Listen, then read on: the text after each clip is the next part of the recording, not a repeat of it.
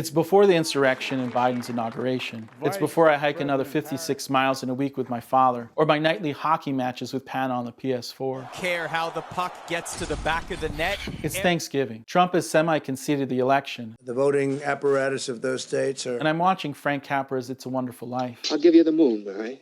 I'll take it. Like all American families, my family and I would watch all the Christmas specials during the holidays. A Christmas Vacation,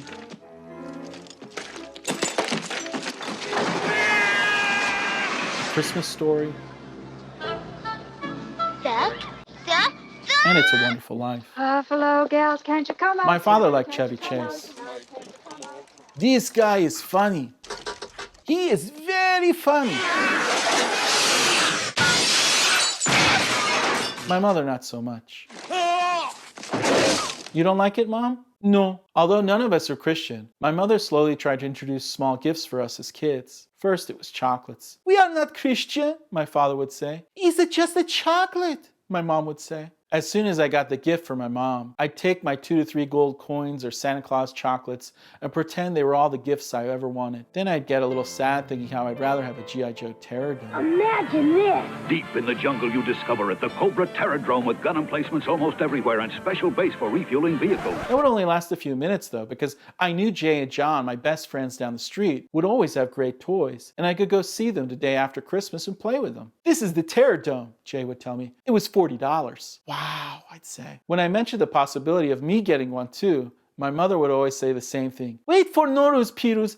Nowruz was our Iranian Christmas. It happened on the first day of spring, March 21st. It wasn't celebrating any religious figure, just part of the Iranian culture. My mother would plan Hafseen. The Nowruz table, that is the center of many celebrations. And make a little tray with that and other things to bring prosperity in the new year. What Nowruz literally translated as. That's too long, Mom. The Terror Dome will get sold out. Stop it, Piruz. I have work to do. Go outside and play. This is when I usually head back into the living room. I knew it was bad form to visit Americans during Christmas. That was a time for their family. So I'd head back to our TV set and watch every Christmas special over and over. Whenever It's a Wonderful Life came on, I knew it'd be a good day. The movie felt lucky for me, like all my dreams would come true. In fact, George Bailey's life was the life I always dreamed of for myself, mostly when it came to love.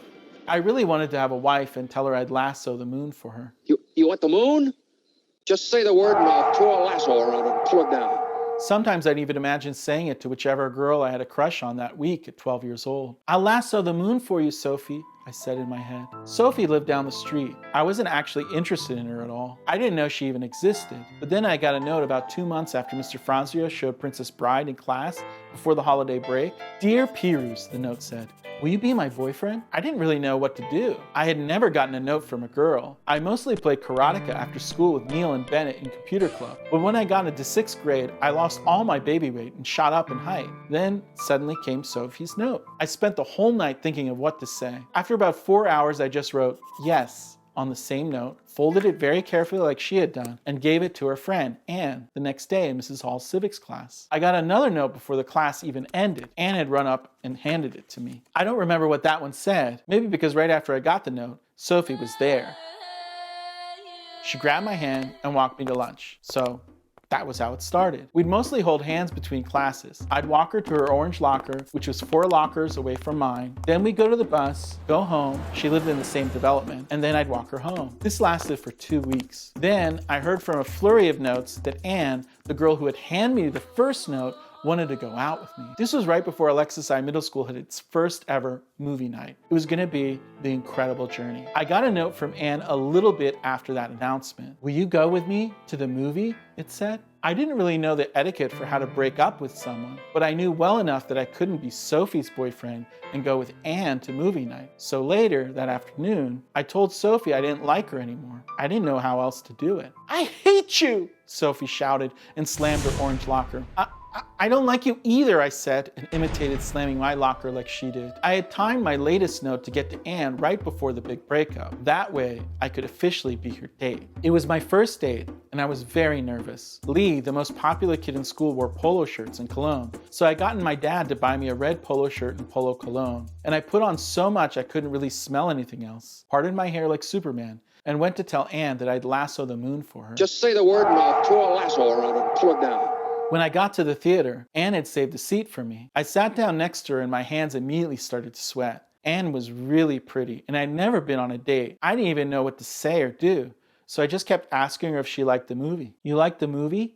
I asked. Yeah, she said. After wiping my hands on my pants for 20 minutes to try and make them stop sweating, I decided to regroup in the bathroom. I'll never forget this. I went to the bathroom and had my very own De Niro moment. I washed my hands and face, I dried them off, then I started talking to myself. Come on, you, I said. You can do this. You gotta just talk to her. You just say something. You gotta do it. If you don't, she's gonna leave you. Then I took one more look at myself, took out the pocket comb my mom gave me, parted my hair again, and went off to make history. Mr. Marinelli stopped me on the way. He was the band teacher. I played saxophone. Don't forget to practice this week, he told me. Okay, I said, and got ready to walk off. Listen, he stopped me, putting his hand on my shoulder. You're very talented. If you practice, I can make you first chair. Don't you want to be first chair? I do, I said. I'll practice. You promise? I promise, I said, and looked up towards the cafeteria where movie night was being held. Enjoy the movie, Mr. Marinelli said, and lifted his hand from my shoulder. I bolted straight for the cafeteria. No running, Mr. Franzio said, now standing next to Mr. Marinelli. I walked as fast as I could and went to find Anne in my seat in the dark. When I got to where we had been sitting, I didn't see Anne, so I looked over the rows to make sure I had the right seat. Sit down, someone shouted. I sat down in my seat and looked around. I figured Anne must have gone to the bathroom. I started trying to run dialogue in my head. I wanted to talk like George Bailey, so I thought about It's a Wonderful Life, and in my head,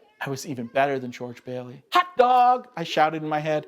I'm gonna get $1 million. Hot dog! Then it happened. Sophie came and sat next to me. She didn't look at me or say anything for a while. Then she handed me a note and said, Anne doesn't want to go out with you anymore. I opened the note and read it as best as I could in the dark. Dear Pirus, it said, I don't want to go out with you anymore. I felt like I'd been hit in the stomach. I looked over at Sophie, and she must have been waiting for me to cry or look like I got the message, because she seemed satisfied and left me there by myself in the first row. I didn't know love could be so hard. How did George Bailey make it look so easy? Hot dog, just like an organ. I looked around the cafeteria at all the couples holding hands. Then I figured this was karma. I didn't call it that. I didn't know what karma meant at the time. But I figured that because I had treated Sophie so bad, that this is why God had done the same to me with Anne.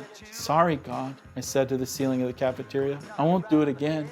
I was still pretty sad, but the movie just started. I love movies. At home, my dad only let me watch public television, so I just started watching this movie about the cat and 2 dogs. It was pretty good. By the end, I had forgotten all about Anne until my dad asked me how the night went in the station wagon on the ride back home. You have a good time? He asked me. No, I said. What happened? Anne doesn't like me anymore. That fast? Yeah, I said. I didn't know what else to say to her. It's okay. You will have a lot more chance. That night when we got home, It's a Wonderful Life was on again. Actually, it was being played over and over. I watched the ending, and then it started back up again. And I need money. How am I going Since it was Friday, I could stay up later than usual. I watched it by myself in the living room. When George and Mary were in the house in the rain, I asked God if I could have a girl that was like that, so nice and willing to be with me when I was poor with no roof or anything. I feel the same way now, too, I suppose. I'm at the same scene in the film. My mother is cutting apples for an apple pie for Thanksgiving. The pandemic is surging.